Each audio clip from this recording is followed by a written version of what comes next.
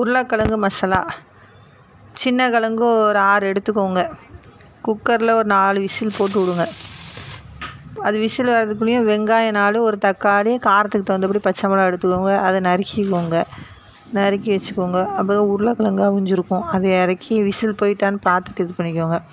கடாயை வைங்க, எண்ணெயை ஊற்றுங்க, கடுகு போடுங்க, கடலைப்பருப்பு 2 போடுங்க, போட்டு 2 சோம்பு போடுங்க, போட்டு கொஞ்சம் வதக்குங்க. அப்புறம் வெங்காயம், தக்காளி, பச்சை மிளகாலாம் போட்டு வதக்குங்க.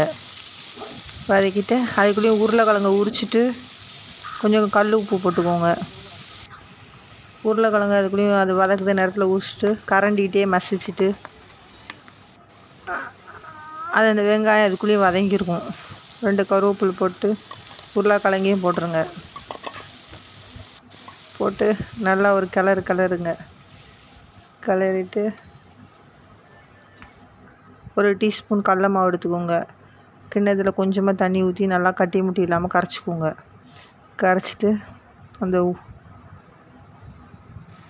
உருளைக்கிழங்குல ஊற்றுங்க.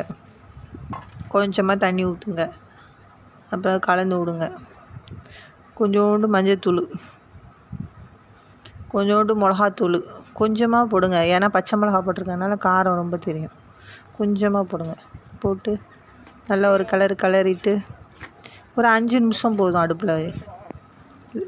அவ்வளோதான், பூரி கிழங்கு ரெடி ஆயிடுச்சு.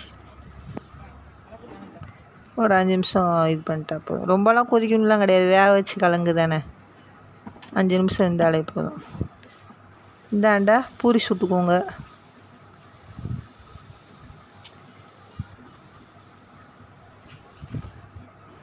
பூரி கிழங்கு ரெடி. சாப்பிட வாங்க.